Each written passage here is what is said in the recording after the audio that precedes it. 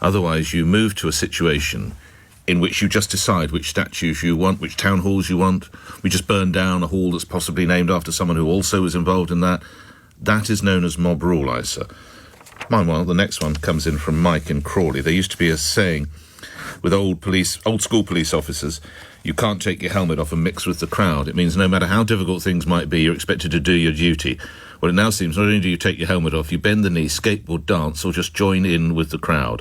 I suspect it will be a superintendent or above who was gutless in Bristol. You've nailed that. So how the police spend time and money and effort trying to find people they witnessed but were too frightened or politically correct to arrest on the day. How right you are. We'll take more calls on that in a moment, but let's bring into the conversation concerning this Policing Minister Kit Malthouse, who joins me now. Minister, what have you said to Andy Marsh about events yesterday? Well, I haven't spoken to him yet this morning. Why not, Minister? But I have a call with him at 9 o'clock. Give me a moment, because I've been doing the media round. Just to tell everybody else, he's the Chief Constable or something. I'm surprised you didn't speak with him yesterday, Minister. Why did you not think to pick up the phone yesterday? Well, because obviously when the police are in the heat of an operation, as you know, Nick, we generally try and leave them to it. They have difficult operational decisions to make, and that's what they're doing. But I have a call this morning with him and other what would you be saying? Well, we'll be reviewing the situation and trying to understand.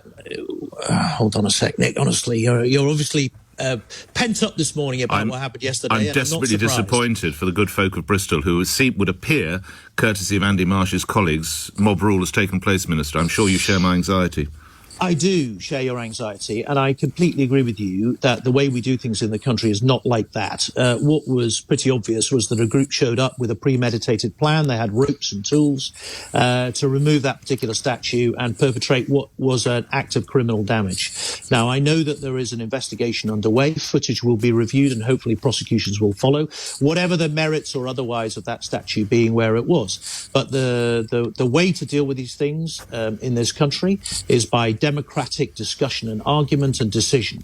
And that's what I hope we can restore in Bristol. I hope you'll be speaking to the Mayor of Bristol, by the way. We have put in a request to speak with the Mayor. It would be great. Why would you welcome that conversation? Do you have issues there?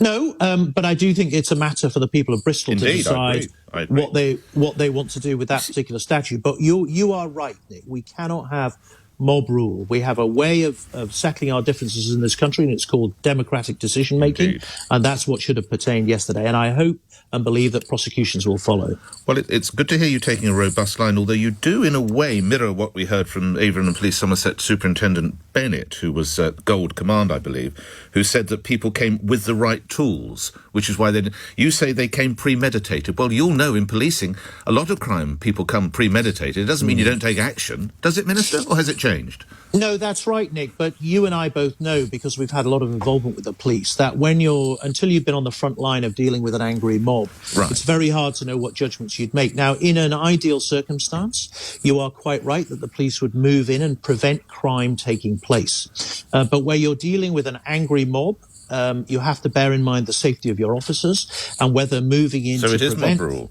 Well, whether moving in to prevent that crime would provoke further violence. Controlling a group like that is about containing them as much as intervening and making your arrests when you can. Now, those frontline officers have a difficult job to do, Indeed. Those frontline commanders. Indeed. And while they won't always get it right, we have to support them in what they do, because they have in their mind lots of factors like the safety of their officers and like their wider duty on violence. Now, a crime was committed. And as I say, an investigation is underway, and let's hope the prosecutions follow. Once it's fished out of the drink, should the statue be put back in place, Minister? Well, that is a matter for the people of Bristol and the Mayor, and I hope that's a question that you'll put to him. It's not for me sitting in Whitehall or indeed in Hampshire to decide. Well, my view is that act of criminal damage should not have happened in the first place, and we should settle the argument in a different way. Right, but so whether should it be back in place or not, then, in a different way? I don't understand. You must either think yes or no. Well, in an ideal world, criminal damage would be rectified and then decisions would be made about whether or not a statue should be put in place. Okay. I think allowing a victory to a mob is probably not the right approach, but again, that's a matter for Bristol. The brave men and women who policed in Bristol and in London and in other cities, some of them choose to take the knee with the protest. Is that the right action, Minister?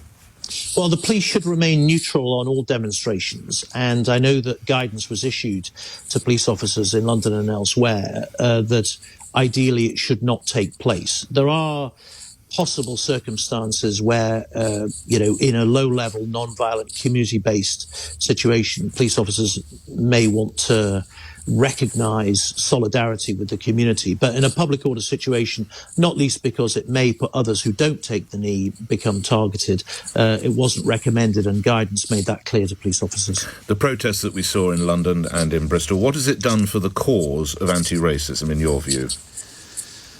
Well, it's certainly the violence has distracted, I think, from the cause, which is a serious one. And that event in the United States which sparked this was terrible and awful to behold on our video screens.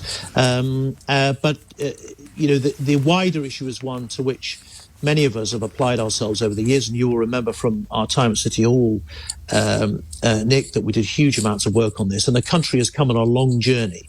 The United Kingdom is one of the most tolerant countries in the world, but there's still lots of work to do around disparity between races and genders, and I know that the Prime Minister and the government will be bent towards that aim of trying to make us as equal a country as we possibly can be. But this kind of violence is just not acceptable, particularly when we know that this group showed up, particularly in London, intent on violence. And we know that because they came with flares and fireworks and other equipment. Right? Who goes on a demonstration about anti-racism with that kind of stuff? So it does all the other peaceful participants a disservice, and it should not have happened. I don't know whether you or any of your colleagues moving to other matters have had sight of the front page of one of the newspapers today. I speak